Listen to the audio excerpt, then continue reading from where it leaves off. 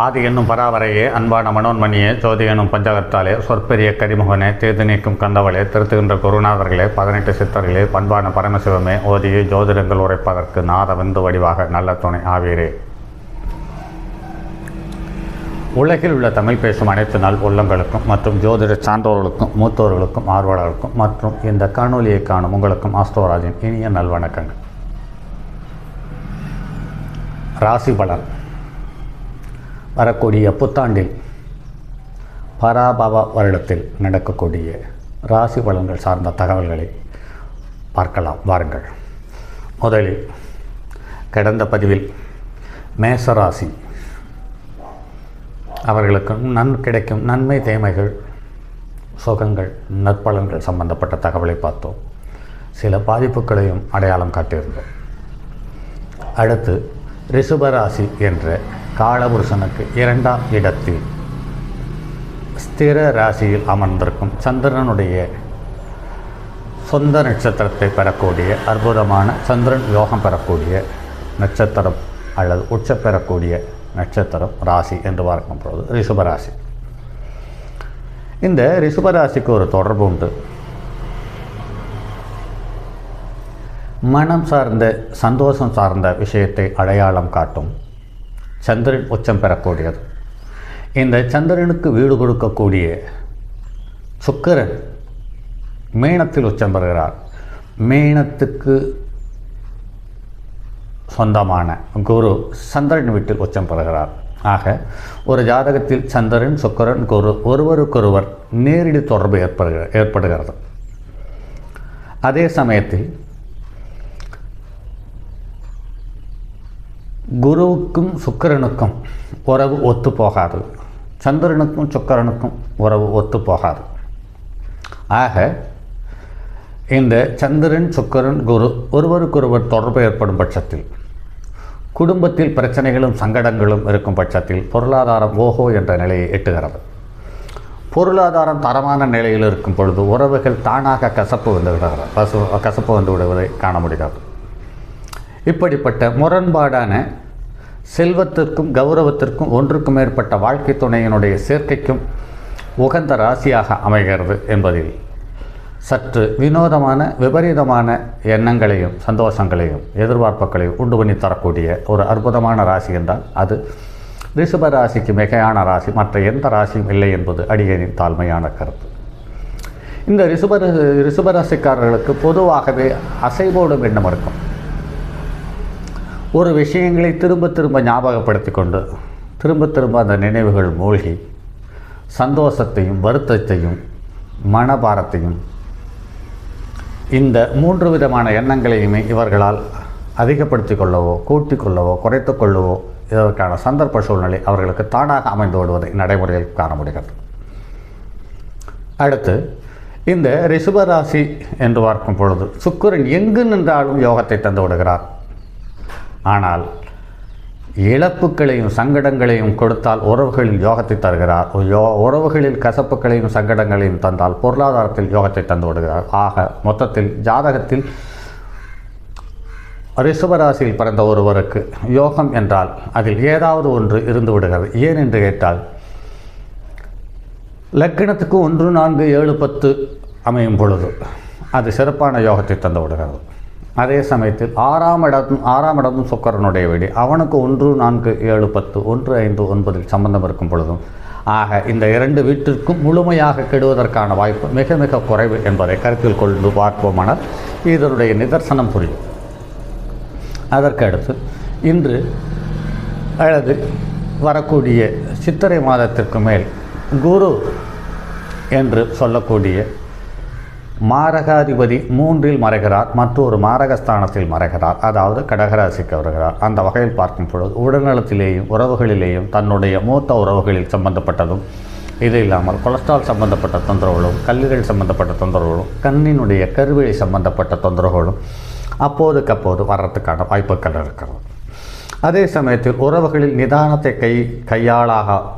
கையாள முடியாமல் போனால் கசப்புகளையும் சங்கடங்களையும் அள்ளி தந்து விடுகிறது.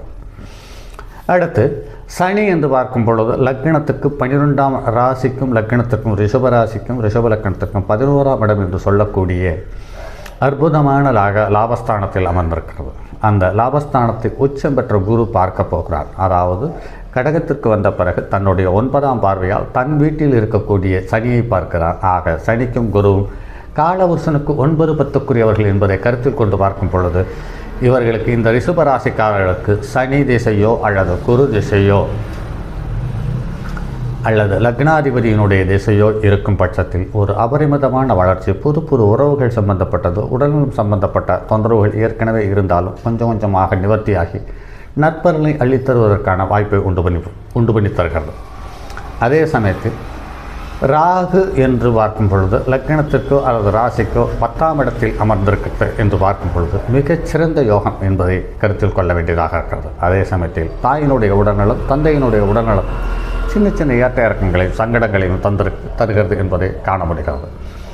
அதற்கு அடுத்தது கேது என்று பார்க்கும் பொழுது லக்னத்திற்கு அல்லது ராசிக்கு ரிஷப லக்னம் ரிஷபராசிக்கு 4ஆம் இடத்தில் வலுவாக அமைந்திருக்கிறது. அதே சமயத்தில் புது வீடு சம்பந்தப்பட்டது, புது உறவுகள் சம்பந்தப்பட்டது, உடல் நலம், உணவுகள் சம்பந்தப்பட்டது மற்றும் ஆபரண சேர்க்கை, வண்டி வாகனங்கள் சேர்க்கையை சின்ன சின்ன தடைகளோடு கூடிய சங்கடங்களோடு அனைத்தையும் தருகிறது என்பதை கருத்தில் கொள்ளலாம். அதே சமயத்தில் இவர்களுக்கு ராகு திசையோ கேது திசையோ நடைமுறையில் இருக்கும் பொழுது ராகு திசை என்பது ஒரு அபரிமிதமான பெரிய ஆசையுடன் பயணப்படுவதற்கான வாய்ப்பை உண்டு பண்ணி தந்து சில நேரத்தில் சில சங்கடங்களையும் தருகிறது. ஆனால் தற்போது அடுத்து வரக்கூடிய குருவும் சனியும் நல்ல யோகத்தில் வந்திருப்பார். அடுத்து கிட்டத்தட்ட இன்னும் 9, 10 மாதத்திற்கு ராகு கும்பத்தில் இருக்கிறார். அந்த ராகு இந்த ரிஷபராசிக்காரர்களுக்கு கொஞ்சம் அலைச்சலையும் கொஞ்சம் பொருளாதார சேர்க்கையையும் தருவது என்பதில் மாற்றுக்கருத்தில்லை. 4ஆம் இடத்தில் இருக்கக்கூடிய கேது தசாபுத்தியாக வரும் பட்சத்தில் தாயினுடைய உடல்நலத்திலேயும் தந்தையினுடைய உடல்நலத்திலேயும் சின்ன சின்ன சங்கடங்களை தருகிறது என்பதை கருத்தில் கொள்ள வேண்டியதாக இருக்கிறது.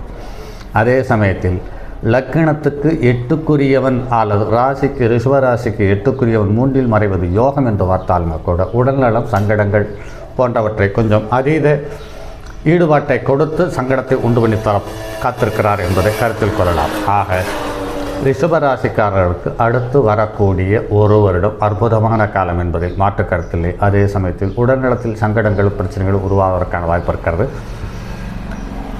குருவனுடைய தசாபுத்தியாக இருக்கும் பட்சத்தில் லக்னத்துக்கு 3, 8க்குரியவனும் 11க்குரியவன் 3இல் அமர்ந்து அந்த 3ம் 8ம் மாரகஸ்தானம் என்பதை கருத்தில் கொள்ளுங்கள். ஆக சொந்த ஊரில் இருக்கும்போது வெளிவட்டார பழக்க வழக்கத்தில் போக்குவரத்தில் கொஞ்சம் இடைஞ்சல் இருப்பதற்கான வாய்ப்பு இருக்கிறது என்பதை கருத்தில் கொள்ள வேண்டும். இதை முழுமையாக அப்படி எடுத்துக்கொள்ள வேண்டியதில்லை. காரணம் என்னவென்றால் லக்னாதிபதியே பிரதானம். ஆக லக்னாதிபதி வலுவாக இருக்கும் பட்சத்தில் எந்த ஒரு பிரச்சனையாக இருந்தாலும் இவர்களுடைய கட்டுப்பாட்டுக்குள் இருப்பதற்கான வாய்ப்பு இருக்கிறது என்பதை கருத்தில் கொள்ளுங்கள். அடுத்து வரக்கூடிய 2.5 வருடம் லக்னத்துக்கு ராசிக்கு ரிஷப லக்ன ரிஷபராசிக்கு 11ஆம் இடத்தில் சனி வலுவாக இருக்கிறார் என்பதை கருத்தில் கொள்ளுங்கள். குருவினுடைய நட்சத்திரத்தில் இருக்கும் காலத்தில் குருவினுடைய பார்வையை பெற்ற சனியாக இருக்கிறார். சனி தன்னுடைய சொந்த நட்சத்திரத்தில் உத்திரட்டாதி நட்சத்திரத்தில் வரும் காலத்தில் மிகப்பெரிய யோகத்தை அள்ளி தந்து விடுவதற்கான வாய்ப்பு இருக்கிறது. அடுத்து லக்னத்துக்கு 2, 5க்குரிய புதனின் நட்சத்திரமான ரேவதி நட்சத்திரத்தில் சஞ்சரிக்கும் காலம் உடல்நலம் சார்ந்த விஷயத்தில் தோல் சம்பந்தப்பட்ட வியாதி, ஞாபக சக்தி சம்பந்தப்பட்ட தொந்தரவு, இது இல்லாமல் நரம்பியல் சம்பந்தப்பட்ட தொந்தரவுகளை சின்ன தொந்தரவுகளோடு கூட்டி குழந்தைகள் மூலம் அதை சரி செய்யும் யோகத்தை தந்து விடுகிறார்கள் என்பதை கருத்தில் கொள்ளுங்கள். நன்றி. ரிஷபராசி ரிஷபலக்கண நண்பர்கள் தன்னம்பிக்கையோடு செயல்படக்கூடிய தன்மானமுள்ள அதீத தாயன்பு கூடிய நண்பர்களுக்கு இனிய வாழ்த்துக்களும் வணக்கங்களும். சரி நண்பர்களே, அடுத்தது ஒரு பதிவில் சந்திப்போம். அதுவரை உங்களிடமிருந்து விடைபெறுவது உங்கள் அன்பு நண்பன் எம் ராஜார்த்தினம். என்னுடைய அலைபேசி எண் 9788972999 மற்றும் ஒரு எண் 9791399649. தங்கமான் மழுவோடேந்தி தன்மதி தலையில் கொண்டோன் மங்கையர் பதிக்கச் சொன்ன மாமொழி ஜோதிடத்தை இங்கு யாம் உரைப்பதற்கோர் இமை என்னும் பிழை வராமல் காக்க செங்கன் மால் மருகன் யானை சிறன் பதம் காப்பதாமே.